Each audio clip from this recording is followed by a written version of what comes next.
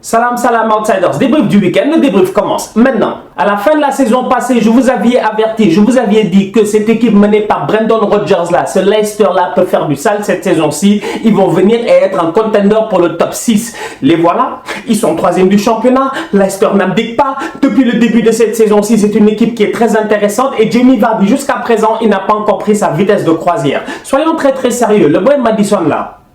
Je vous en ai parlé la saison passée. Je vous avais dit que ce boy-là, tu sentais réellement qu'il était talentueux. Ce week-end, c'est lui qui vient et qui crucifie Tottenham. Un match qui a été compliqué, mais comme je suis un fan d'Arsenal, franchement, mon week-end a commencé de manière trop chaude. J'étais content.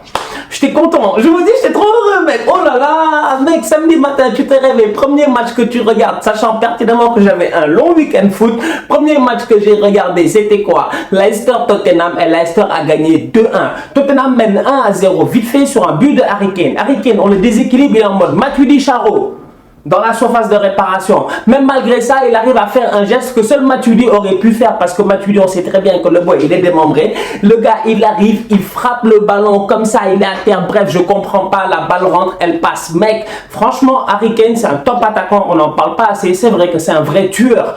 Maintenant, Tottenham mène 1-0. Et un match de foot, ça peut aller très vite. Pourquoi? Parce que Tottenham, derrière, Serge Aurier, il vient, il claque un but. Mec, Tottenham mène 2-0. Problème, il est où? Il y a hors-jeu. Et effectivement, il y a hors-jeu. Oui, il y a hors-jeu. Mais le hors-jeu, il est de 1 mm, il est de 1 cm, il est de 1 chouïa. Franchement, j'ai pas compris. Ça s'est joué à ça, frère. Franchement, ça s'est joué à rien du tout. Il siffle hors-jeu et derrière, Tottenham, ils sont pénalisés. Parce que Tottenham, dans la foulée, il passe de mener 2-0 à perdre 2-1. But de Ricardo Pereira et but de Boy Maddison. Franchement, Leicester, ils se sont gérés. Attention à eux, j'en ai parlé. Tottenham derrière, ça a été une semaine compliquée. Ligue des Champions, match nul, t'arrives là, tu perds. C'est dur. En Bundesliga, Niko Kovac a changé le poste de Joshua Kimmich. Le mec, il se croit dans FIFA en fait. Lui, il vient, il change des postes comme ça. Kimmich n'est plus latéral droit. Aujourd'hui, c'est très sérieux. Kimmich, c'est un milieu défensif central. Un vrai 6, une sentinelle. Et Kimmich, en ce moment, il fait des matchs sensationnels. Le boy est venu, il a parlé, il a dit que ça ne le dérange pas. Que franchement, il aime bien ce poste de milieu de terrain. Et sincèrement, il est en train de s'y épanouir. Le Bayern a gagné 4-0 ce week-end. Encore une fois, Lewandowski a marqué. Vous vous rendez compte du nombre de buts que Lewandowski marque? En fait, Lewandowski marque but sur but. 9 buts en 5 matchs. Je suis dépassé. Franchement, en fait, le mec, il en a rien à faire. On l'oublie tout le temps parce qu'il est au Bayern. Peut-être parce qu'il est dans un championnat qui est moins médiatisé, un championnat où il y a moins d'équipes, etc. Où il y a moins d'enjeux. Mais franchement, il faut le respecter. Robert Lewandowski, je vous l'ai dit, ça fait 4 saisons, voire même 5 saisons d'affilée que le boy, il claque plus que 40 buts. Je vous dis, à part Messi et Ronaldo et de temps en temps Luis Suarez, il n'y a personne qui le fait. Robert Lewandowski, il est underrated. Je vous dis, il est gravement underrated. Le voilà encore une fois, il claque un doublé. Philippe Coutinho en position de 10, ça fait du bien. Parce que le même Lewandowski dont je parle là, qui est un leader parce qu'il est en train de claquer des buts comme il le fait à chaque année, c'est lui qui s'est plaint au début de la saison à Karl-Heinz Rummenigge. Non, franchement, Robert, il s'est plaint. Il est venu, il a dit, il y a des problèmes. Il a dit, les gars, moi j'en ai marre. Franchement, j'étais avec Dortmund, je suis venu, j'ai joué une fin de Ligue des Champions, on m'a tapé. C'est Robben là qui vient claquer un but en fin de match, 2-1, je me rappelle très bien, je pense que c'est Gundogan qui claque un penalty, etc.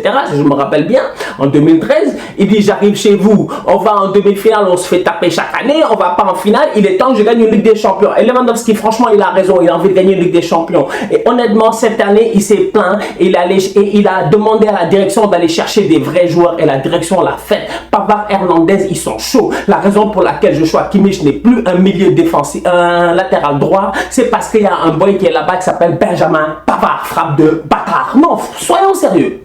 Soyons sérieux, je vous dis. Coutinho en 10, il s'épanouit. Perisic, il a été sensationnel. Coman, j'en parle même pas. Franchement, le Bayern en ce moment, ils sont chauds. On n'en parle pas assez, mais attention à eux. En Serie A, la Juve a gagné face au Hellas Vérone 2-1. Franchement, je vous en avais parlé. Aaron Ramsey, je vous avais dit que ce boy-là, dès qu'il arrive en Serie A, il va faire du show. Regardez, premier match, il vient, il frappe, il marque. En plus de ça, il a cette capacité à pouvoir rentrer dans la surface de réparation, à pouvoir se projeter. J'aime ces milieux qui se projettent. Les Gundogan, les Ramsey, les De Jong, ces boys-là qui sont capables de rentrer dans la surface de réparation. Aujourd'hui, Ramsey, il le fait bien. Et la connexion Ramsey, je dis bien, la connexion Ramsey-Cristiano Ronaldo, à un moment donné, vous allez la voir.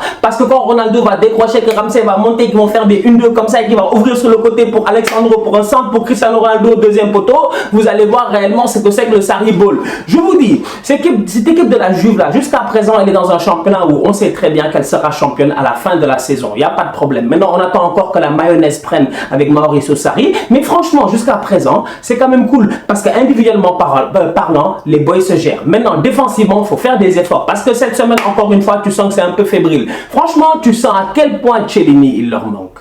Le Hellas Vérone, ils ont mis un but, moi-même, j'ai pas compris. Franchement, on aurait dit les bugs de FIFA là. Le mec, il a frappé le penalty a frappé la barre. Le ballon est revenu, l'autre a frappé, ça a refrappé la barre. Le ballon est ressorti. Ils ont fait le tour du terrain, ils sont revenus, il a frappé plein du camp. C'était un beau but. L'Inter a battu le Milan 2-0 et franchement, Antonio Conte, il l'a dit, même si je quitte ce club-ci, je serai toujours un mec de l'Inter. Et franchement, l'Inter, ils ont fait un bon match. Il n'y a rien à dire. Lukaku, devant le mec, il se gère. C'est pas facile. C'est vrai que c'est pas facile parce que le football italien, il est différent. Tu vois, en plus, tu n'as pas les mêmes boys techniques en équipe nationale où tu as des Kevin De Bruyne, des gars qui sont capables de te donner des ballons faciles. Là, c'est plus difficile. Mais derrière l'Inter, moi, en ce moment, au milieu de terrain, il y a un boy que j'apprécie bien, c'est le boy Sensi. Il a fait un super match. Honnêtement, Brozovic, super match. D'Ambrosio, j'en parle même pas. Asamoah sur le côté, son volume de jeu était magnifique. On va être très sérieux. Ces mecs de l'Inter là, ils sont en train de monter en puissance petit à petit. Et je me dis, voilà, peut-être quelqu'un qui peut essayer de titiller la Juve. Je dis bien titiller la Juve parce que la Juve, at the end of the day, on sait très bien qu'ils seront champions. Maintenant, j'ai hâte de voir le match entre l'Inter et le Barça en Ligue des Champions aussi parce que cet Inter là, ils ont une manière de jouer que personnellement, je n'aime pas. J'aime pas cette manière de jouer là. Antonio Conte a gagné la première ligue ici avec Chelsea avec la même manière de jouer. Je n'aime pas cette manière de jouer là. Mais pour le moment, en Italie, en Serie A, ça fonctionne bien. En Ligue des Champions, on l'a vu, c'est beaucoup plus compliqué. Est-ce qu'il va être capable de se renouveler? Je ne sais pas. Mais pour le moment, c'est bien joué de leur part. Maintenant, les Milanais, gérez-vous. Parlez à votre boy Sousso. Parlez à votre boy Sousso. Franchement, boy Sousso, toi, on sait que tu es technique, on sait que tu vas vite. Tu as dribblé 1, tu as dribblé 2, tu as percé tout le terrain. Fais la passe à caissier, il la fait pas. Sincèrement, Piontek, qu'est-ce qui se passe? Honnêtement, moi, le Milan ce week-end, ils m'ont déçu. Manchester City nous a encore aujourd'hui ébloui 8-0 face à Watford. Vous êtes sérieux? Vous êtes sérieux? En 17 minutes, il y avait 5-0. Je suis dépassé. Et sincèrement, Kun Aguero a raté tellement d'occasions, le match aurait dû finir 14-0. Mais honnêtement, Watford, ils sont venus, ils se sont fait... Ouh, je préfère garder mes mots pour moi. Mais c'est mon goût. Mais c'était terrible. Et c'est même pas Mougou Pan, c'était Mougou. Mais c'est pas possible. Mais c'est incroyable. J'étais dépassé parce que la semaine passée, Manchester City a perdu des points. Et la semaine passée, Manchester City a perdu des points face à Norwich. C'était un match compliqué, mais Norwich, on la connaît, c'est une équipe dangereuse cette saison-ci. Maintenant, qu'est-ce qui s'est passé? Le boy Rodri, là, à la fin du match, il est venu et il a dit, on a parlé avec le coach, il était très fâché. Et il nous a dit que la semaine prochaine, il faudra que l'on tue notre adversaire. C'est ce qu'ils ont fait. Les boys n'avaient aucune pitié. Ils ont tué leur adversaire. Mais City. Mais City, ce qu'ils ont fait, en fait, c'était même pas intéressant. C'était même pas intéressant. À un moment donné, toi-même, tu avais pitié de Watford, en fait. Même, je pense, même si tu étais fan de City, à un moment donné, tu as pitié de Watford. Tu dis, les gars, ils savent plus quoi faire. Les gars ont failli les tuer. Triplé de Bernardo Silva, Kun Aguero qui marque, même Benjamin Mendy, le vacancier, même lui-même, il a fait 45 minutes de haute volture. Honnêtement, Kevin De Bruyne, j'en parle même pas. Il a une facilité. Lui, il a des passes téléguidées. C'est incroyable. Kevin De Bruyne, tu peux nous expliquer comment tu fais, mec? Je vous ai déjà dit, ce boy est sensationnel. 6-8-10. Il est incroyable. Il peut jouer partout sur le terrain. Il peut récupérer des ballons. Il peut faire le pressing. Le gars, il est capable de distiller des passes extraordinaires. Le gars, mec, d'un point A, il te la met au deuxième poteau là-bas. Cordeau, tu comprends même pas. 1, 2, 3, tu vois une tête qui arrive de City. Pas, et tu te dis, waouh, comment ça se fait? Franchement, Kevin De Bruyne a été sensationnel. Riyad Mahrez, j'en parle même pas. Depuis le retour de la Coupe d'Afrique, je vous en ai parlé. Je vous ai dit que ces Algériens-là, ils sont dangereux. Ils sont trop motivés. Je comprends pas. Les Algériens ont changé. C'est incroyable. Mais ces Fennecs-là, ils sont partis sur une domination. J'ai peur pour la prochaine CAN. Franchement, parce que Riyad Mahrez, en ce moment, il est au sommet de son art. Le mec n'a pas peur. Le mec, il ose. Et le mec, tout lui réussit. Franchement, Sterling est sur le banc. Tu claques 8 buts. Ils sont trop forts. Manchester United a perdu 2-0 face à West Ham. Franchement, Manchester United, il n'y a rien à dire. José Mourinho est venu, il a dit quelque chose de clair. Il a dit, on m'a viré. Certes, ils avaient raison peut-être de me virer, mais l'équipe n'est pas mieux depuis que je suis parti. Et franchement, c'est même pire. Honnêtement, cette équipe-là est trop nulle. Oh là là, je sais pas quoi dire. Je sais pas quoi dire. Ils ont perdu 2-0. Franchement, je sais pas quoi dire. Ils sont juste nuls. Je dis ils sont nuls, certains fans de United me diront non, on a des blessés, Martial, Pogba, blablabla, je m'en fous, mais vous êtes sérieux vous êtes sérieux, vous allez me parler de blessés. L'équipe qui était sur le terrain là, à valeur absolue, est égale à l'équipe de West Ham. Les Declan Rice là, Matic, je sais pas, quand même, mais respectez les gens, ouais, s'il vous plaît, les gars d'United, gérez votre club. Certes, Liverpool a perdu 2-0 face à Naples, mais Liverpool, ils se sont gérés face à Chelsea. Honnêtement, ils ont fait un grand match. Encore une fois, ils ont montré à quel point ils dominent la première ligue. Je vous dis, Liverpool City, on attend que ça. On en a déjà marre. Parce que Liverpool, leur football est trop facile. Ce week-end, encore une fois, ils arrivent. Fabinho taille pas trop au milieu de terrain. Le mec, il a boss around. Il n'y a rien à dire. Franchement, du côté de Liverpool, honnêtement, il n'y a que des satisfactions parce que cette équipe-là, elle a joué un match compliqué face à un adversaire qui est en train de monter en puissance petit à petit. Parce que les petits de Frank Lampard là, franchement on va être sérieux, ils me font peur. Les Mason Mount, je les ai sous-estimés en début de la saison, mais regardez ce qu'il est en train de faire, le petit Mason Mount. Chaque match, il est capable de sublimer par son talent une action, taf, il donne un bon ballon. Le boy Abraham, le 1 contre 1 qu'il marque, qu'il rate face à Adrian, mais c'est un 1 contre 1 qui est décisif parce que ce ballon-là, s'il rentre à ce moment-là, je pense que Chelsea peut faire match nul. Parce que franchement, boy Abraham, tu dois marquer. Abraham en ce moment, il est en confiance. Malheureusement, il n'a pas eu de chance. Adrian est bien sorti. Et Adrian, petit à petit aussi, on dirait que plus Alisson, je sais pas quand est-ce qu'il revient Alisson, mais Adrian, il commence à s'y plaire quand même dans les buts, tu vois. Mec, gère-toi, c'est pas ta place. Mais en tout cas, il a lui aussi fait une très bonne performance. Kepa, de l'autre côté, lui aussi, il a fait une belle performance parce qu'à un moment donné, il fait des arrêts, des claquettes et tout. Donc, bref, tu regardes ce match-là et tu te dis, il y a une logique qui a été respectée. Liverpool a gagné parce que Liverpool, c'est la meilleure équipe du championnat. Il n'y a rien à dire. Franchement, les Sadio Mané, les Salah, là, quand les gars ils sont chauds, il n'y a rien à dire, c'est les meilleurs. Chelsea, en ce moment, il y a beaucoup de lacunes dans leur football, mais ils ont de la volonté. D'un point de vue défensif, ce coup de pied arrêté, gérez-vous, le but de Bobby Firmino, il n'est pas normal. Comment est-ce que tu peux avoir Sadio Mané, vous êtes 4 autour de Sadio Mané, personne ne prend Bobby Firmino, tu as Marcos Alonso qui est en marquage en zone face à Bobby Firmino. Évidemment, si tu laisses, j'ai toujours dit que le marquage en zone, c'est le pire marquage au football, parce que le marquage en zone, tu es statique. Donc, du coup, tu gères ta zone, tu attends. Si ton adversaire, il vient lancer en plein élan, tu ne peux pas l'arrêter. Voilà ce qui s'est passé. Firmino, il arrive, il claque ça à la tête. Rien à dire, franchement. N'Golo Kanté, quel joueur. Franchement, il est extraordinaire. Ce mec-là, il est trop humble, il est trop posé, il est trop cool. Kanté n'a aucun problème. En fait, Kanté, franchement, il arrive, il fait son match, il tue les gens. Lui, mais je te dis, Kanté, c'est un tueur en série dangereux. N'Golo Kanté, il était blessé. On se disait, ouais, le mec va revenir. En fait, lui, quand il revient, c'est comme s'il n'avait jamais été blessé. Il n'a pas de temps d'adaptation ou de temps de transition et tout. Il n'en a rien à faire. Il arrive face à Chelsea, face à Liverpool, excusez-moi, et il fait une top performance. Aujourd'hui, si Chelsea avait 2 N'Golo Kanté, je vous dis, cette équipe-là aurait au moins fait un match nul. Malheureusement, il ne l'avait pas. Un seul mec ne peut pas faire l'équipe. Mais derrière sa performance, la saluer et son but, il est sensationnel. Il prend le ballon, il fait sa petite course et tout. Il court, tu sais même pas qu'il va frapper. Il frappe le ballon, toi-même tu regardes, tu te dis merde, ça va pas rentrer. Et effectivement, ça rentre. Bien joué de ta part, N'Golo. Franchement, c'est un beau week-end pour nous les Gunners. Il n'y a rien à dire parce que Chelsea, ils ont perdu. Tottenham, ils ont perdu. United, ils ont perdu. Nous, on a gagné. Et franchement, on a gagné avec la manière, mais dans la douleur. On va être très sérieux, on a galéré. Aston Villa,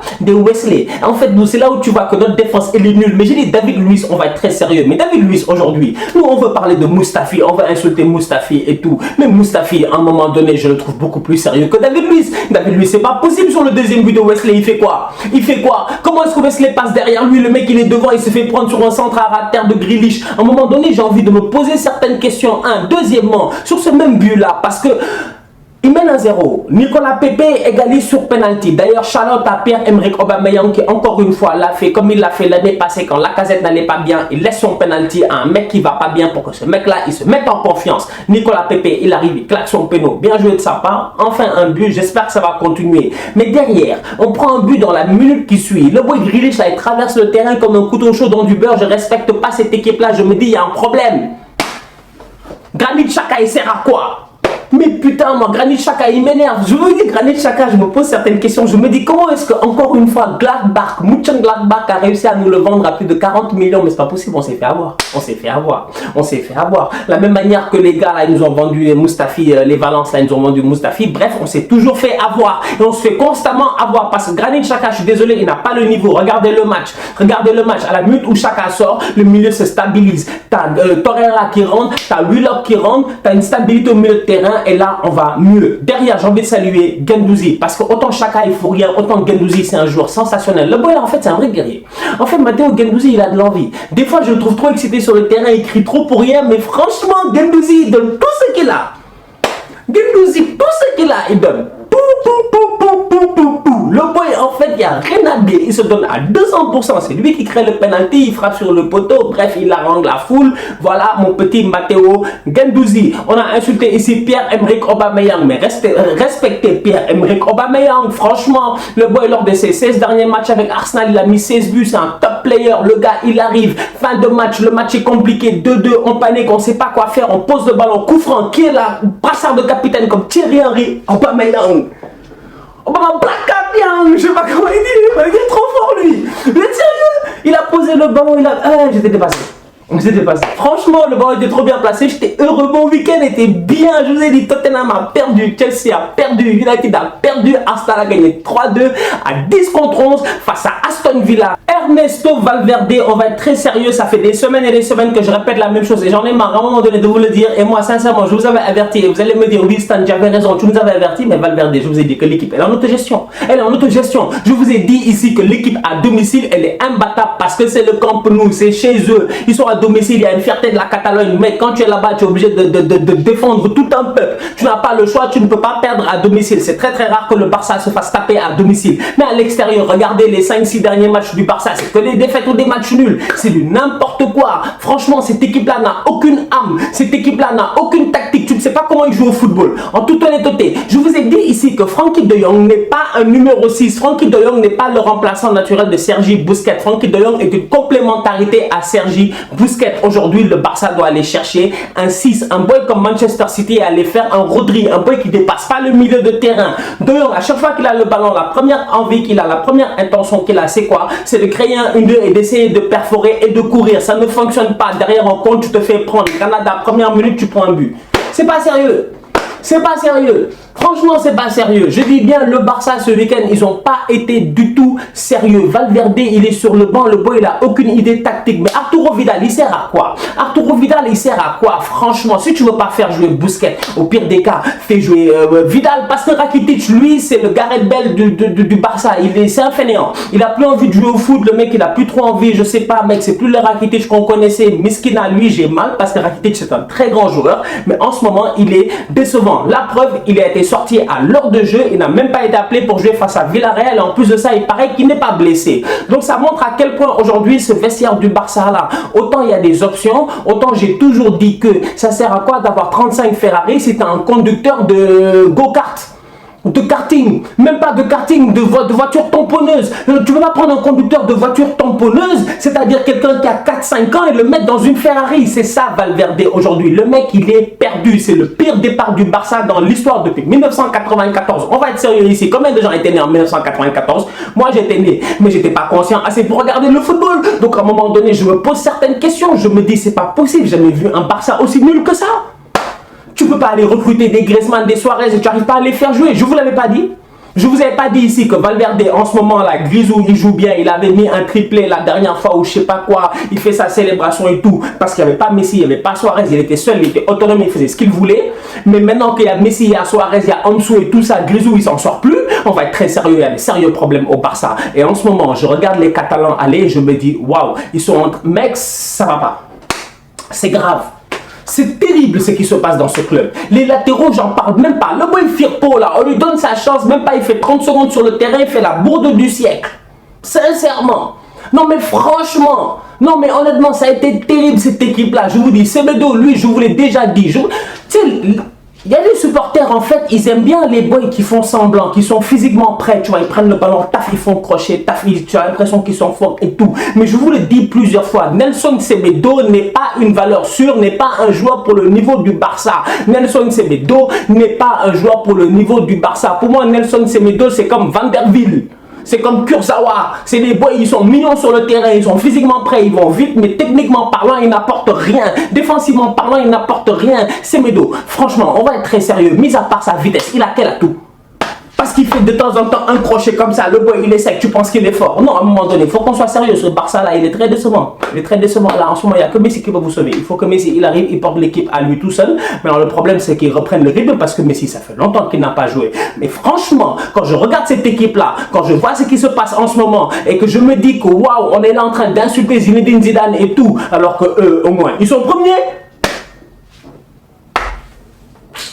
Bande de tocards. Thibaut Courtois a enfin fait un clean sheet. Le Real a gagné 1-0 à l'extérieur face à Séville et le Real est premier ex-aequo en ce moment. Le Real, techniquement en championnat, on peut dire qu'ils vont bien. Même si on sait jusqu'à présent que dans le football, le Real ne propose absolument rien. Mais franchement, on va être sérieux. Individuellement parlant, il y a des boys qui me font plaisir. James. Quel guerrier. Franchement, James, on l'insulte. On l'a traité de tous les noms ici. Les gars ont dit ils veulent pas de lui. Zizou a dit il veut pas de lui. Le Bayern a dit on veut plus de lui. James est revenu, il se bat pour sa place. Modric n'est pas là en ce moment et qui fait le taf, c'est James Rodriguez. Parce que James non seulement il défend, il attaque, il a une vision de jeu, il sait tout faire. La semaine passée son aile de pigeon, on l'a vu pour hasard. Bref, James c'est un joueur complet et en ce moment il est en train de se donner à 100%. Ça fait plaisir. Gareth Bale, il continue à faire ses matchs, rien à dire. Il n'en a rien à foutre du fanion du club. Il veut même pas être dans le club. En fait, lui, même s'il pouvait jouer sans maillot, il allait jouer sans maillot. Tu vois, Gareth Bale, lui, s'il pouvait jouer avec un maillot, je sais pas, mec, sans écusson et tout, il allait jouer parce que Gareth Bale n'a rien à faire du Real en ce moment. On le paye, il travaille. Et puis, c'est tout. Karim Benzema a encore claqué un but. Bien joué de sa part. Son but est très très beau. Et d'ailleurs, sur un super travail de Carvajal qui a fait un très très bon match. Parce que j'écoutais Ashraf cette semaine qui disait que j'appartiens encore au Real et tout. Et ouais, Zizou, il me connaît bien, c'est lui qui m'a lancé et voilà, un jour j'aimerais bien revenir au Real. Je me dis, Ashraf en ce moment reste à Dortmund parce que voilà une équipe qui te donne l'option, qui te donne l'opportunité de jouer au foot, qui te donne l'opportunité d'être un titulaire indiscutable, tu vois. Parce qu'au Real Madrid, jusqu'à présent, qu'on le veuille ou non, il a peut-être eu des dents de scie ces derniers temps, mais Carvajal, il fait le taf. Et son centre pour Benzema, il est bon, il aurait même dû marquer durant le match, il ne l'a pas fait. Karim, lui, affaire de nandité, il avance un peu, il recule un tout petit peu, tu as l'impression que le mec, il fait une petite danse comme ça, tu vois, il avance sur le défenseur, il recule, il met la tête. Donc du coup, voilà une équipe qui s'en sort, qui gagne 1-0, qui a été collectivement très très courageuse. Ils ont eu de l'envie, tu sentais réellement que c'était soudé face à Séville, tu vois, je sais pas pourquoi, mais c'était soudé face à Séville. Et franchement, ça m'a fait plaisir à avoir, tu vois. Sergio Ramos était de retour et tu sentais cette sérénité-là. Parce que Sergio Ramos, quand le... Ben, Ramos.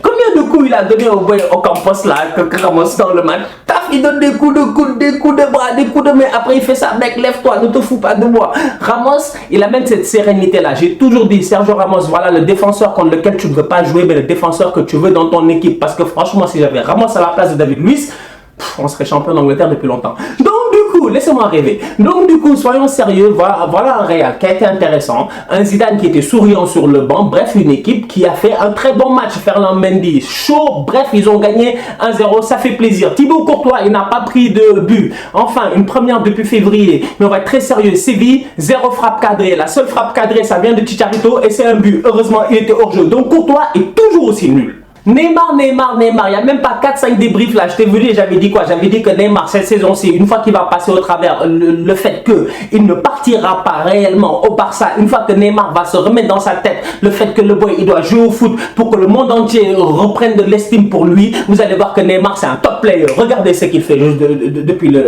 son retour. Mais Neymar il est sensationnel, mais ce week-end face à Lyon, franchement, il n'y avait que Neymar sur le terrain, il n'y avait que lui qui se gérait et son but, il est magnifique, il fait un crochet, il prend 2 joueurs, il fait frappe croisée, il tue Anthony Lopez. Je vous dis, Neymar en plus il fait exprès. Lui il peut marquer des buts à la 10e, à la 20e, à la 30e. Il fait exprès, il fait des fausses frappes. Il arrive à la 80e, il fait des retournées et des vraies frappes. Franchement, voilà un joueur qui a été anormalement hué, insulté et tout par les supporters parisiens. Alors aujourd'hui les supporters parisiens, je vous l'ai dit, je vous l'ai déjà dit, le boy il veut partir. Mais s'il est capable de vous donner une top saison, s'il est capable de ne pas se blesser cette année en janvier ou en février pour l'anniversaire de sa sœur, s'il est capable de tout donner cette année-ci, je vous dis, Neymar peut faire rêver les supporters du Paris Saint-Germain. Je ne dis pas qu'ils vont gagner la Ligue des Champions, mais ils peuvent au moins prétendre à avoir mieux que les quarts de finale. Bref, on va voir ce que ça va donner. Mais pour le moment, franchement, Neymar, il a fait une top performance face à Lyon. Et en plus de ça, ce PSG-ci, on n'en parle pas assez, mais défensivement, ils sont quand même solides. Parce que Thiago Silva, Marquinhos, tout ça, là, dans cette position qui a changé un peu avec Ghana et tout, tu vois réellement que ce milieu-là, Marquinhos que tu mets en 6, c'est tellement intéressant. Pourquoi? Parce que ça amène une certaine stabilité. Et voilà, 2 matchs d'affilée, tu joues face au Real, tu joues face à Lyon, tu es le PSG, tu prends pas de tir. Tu prends pas de tir. Tu prends presque pas de tir cadré. Tu prends 0 tir cadré. Tu vois, les Lyonnais, ça leur a pris 90 minutes pour avoir un tir du bois. Et le latéral la connaît qui sort et la première semblant de plongée de Keylor Navas. Bref, Keylor, il est en vacances en ce moment dans son club, c'est pas comme Thibaut Courtois. Donc du coup, tu sens réellement que Tuchel, petit à petit, il est en train de trouver une stabilité dans cette équipe-là. C'est intéressant, c'est bien, c'est cool. Donc du coup, attention au Paris Saint-Germain cette saison-ci, parce que je vous dis, quand Mbappé va revenir, quand Cavani va revenir, quand tous les gars vont revenir, quand Icardi va prendre le rythme avec un Ghana qui est sensationnel en ce moment, un Marquinhos qui a changé mec au milieu de terrain, ils peuvent faire du sale. On se capte au courant de la semaine pour un nouveau débrief la famille. Sûrement demain, Barça-Villarreal, ça va être chaud. On va voir ce qui va se passer. Franchement, j'ai hâte de voir ce Barça de Valverde là parce que Villarreal, c'est pas une petite équipe. Et on sait très bien que Villarreal, quand ils vont arriver offensivement, ils vont leur faire du sale, ils vont les fatiguer. On va voir les Chukwueze et tout ça là, ça risque d'être très très lourd. Donc du coup, une belle rencontre à ne pas rater. Je serai là, j'espère que vous serez là. D'ici là, on continue à liker, on continue à partager, on active la cloche, on met les commentaires, on s'enjaille et tout. On est tous outsiders de la famille.